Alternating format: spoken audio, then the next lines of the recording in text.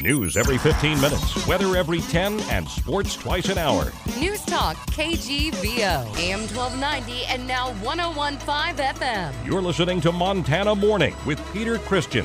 Firefighters catch an apartment fire early. Good morning, everyone. It's Montana Morning. It is Wednesday, August 5th, 2015. Sky mostly overcast right now. We have 59 degrees in Missoula. Our newscast this morning sponsored by Herbert and Gerbert's Sandwich Shop, open on Higgins, next to the Big Dipper. Stop in for signature sandwiches or stay right where we are and call for delivery. Our top story this morning, the Missoula Fire Department responded in the early morning hours yesterday to an apartment complex at 115 Turner Court for smoke coming from the bathroom. Fire Inspector Adam Sebastian said smoke had filled the entire fourplex apartment complex. All occupants were outside when the first engine arrived. We had 3 engines, a ladder truck, and a battalion chief initially on scene with 1 medical unit. And then after that, also with law enforcement.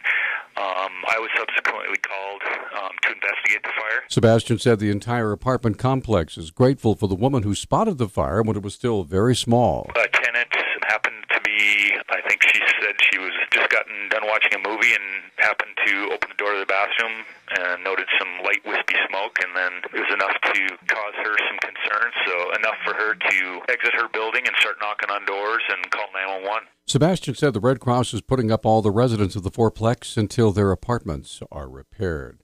The Flathead County Sheriff has released the names of a woman and her son who died in a house fire west of Columbia Falls. Sheriff Chuck Curry said the victims of Monday morning's fire were 30-year-old Brittany Kayleen Ince and her 3-year-old son, Gavin Thomas Henricon. Family members said the two were asleep in the basement of the house when the fire started. The cause of the fire remains under investigation. VA Montana has dissolved its urgent mental health unit in favor of additional long-term beds at Fort Harrison west of Helena. The Veterans Affairs Hospital had called the closure temporary when it shuttered the acute inpatient psychiatric service back in February. The services were permanently ended July 20th due to a lack of demand. Chief of Behavioral Health Chris Childers said the 8-bed crisis unit was consistently under capacity because about half of veterans who require short-term care seek it closer to home. Fort Harrison's residential rehabilitation and treatment program absorbed the acute care resources. The 8 beds are now dedicated to treating veterans with post-traumatic stress disorder. The program has been at 90% capacity since the expansion was finalized 2 weeks ago. Childers says Fort Harrison operates Montana's only outpatient facility that treats PTSD and substance abuse. Detectives from the Missoula County Sheriff's Office searching for 2 suspects who broke in and stole an ATM from Marvin's Bar early Sunday morning. Here's Public Information Officer Brenda Bassett. 2 people entered Marvin's Bar on the morning of August 2nd around 4 a.m. The first suspect was wearing a dark hoodie, and he forced entry into one of the bar doors and then pulled an ATM out of the same door that he actually entered. That's when a dark-colored 4-door passenger car pulled up, and the 2 suspects put the ATM in the vehicle, and then they left the scene. The whole robbery was caught on surveillance video, but the quality is poor. Sheriff's Office is asking the public to report any information they might have. We're just asking if anyone has information or knows of somebody who does, that they contact Crime Stoppers or the Missoula County Sheriff's Office. And just a reminder, you can remain anonymous if you call Crime Stoppers with a tip.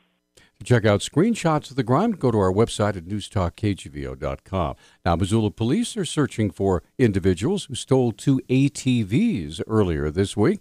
Spokesman Travis Welsh said they received a call that the vehicles were stolen from the 1200 block of McDonald between Sunday and Monday. They are described as, number 1 is a 99 Polaris Scrambler, white and red in color with a Montana plate 4L as in Lincoln 871. It has Fox Racing stickers on it and a black cargo rack on the rear. The second one is a 2005 Honda TRX 300EX. It's said to be yellow with a black seat and handlebars. Montana license 4F as in Frank 579. And the seat is said to have the word Spot Tracks spelled out on it. Welsh asks anyone with information about the stolen ATVs to contact the police department 552-6300 or Missoula Crime Stoppers at 721-4444.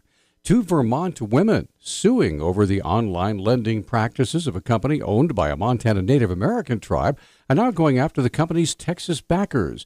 Jessica Gingras and Angela Given filed new claims at U.S. District Court in Vermont yesterday, alleging that Fort Worth-based Think Finance and its subsidiaries conspired with the Chippewa Cree Tribe's Plain Green LLC in a racketeering scheme designed to defraud poor people.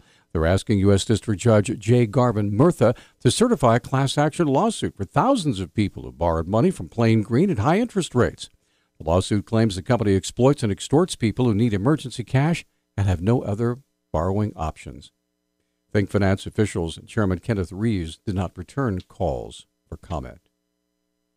On Monday, the Obama administration and the EPA released the Clean Power Plan. Although many believe the plan won't make it past the Supreme Court, Montana Public Service Commissioner Kirk Bushnell believes ratepayers will likely end up paying for many upgrades done because of that plan. We have to deem any rate increase applications by utilities as reasonable and prudent. Now, we do that in two ways. One is this something that the ratepayer should have to pay for? But we also have to say, is this something the utilities are being forced to do? Bushnell says even if the PSC rules against rate hikes resulting upgrades done in response to the Clean Power Plan, a court will likely overturn their decision. And let's assume it's fairly cut and dry. The EPA said they have to do it. They installed a new scrubber, and that cost so many millions of dollars, and they had to increase. It would be very hard for us not to allow that to come into rates. And if we said no, we would probably challenge into the district court and overturn pretty quickly. In June, the Supreme Court ruled against the EPA on a set of new emissions regulations on coal plants. Despite the Supreme Court verdict, though, energy producers in Montana had already put upgrades in place because of those regulations, upgrades that Montana ratepayers are going to pay for. Hailing a ride through a smartphone app is closer to becoming a reality in Montana. The Public Service Commission voted yesterday to approve rules regarding a new class of license for firms that use apps to connect passengers with drivers who use their personal cars. Applicants must pay a fee and show they have insurance at a much higher level than required by taxis, among other rules. Uber last week became the first firm to apply for the license, indicating on their application they want to operate throughout the state. A new law signed by the governor took away the ability of taxi and limousine operators to block new competitors, allowing other firms to potentially set up shop in the state. Our news talk time now is 6:12. Newstalk, KGVO. Missoula's official weather station. Mostly cloudy skies with a chance of showers and thunderstorms this afternoon. Highs will top out in the upper 70s.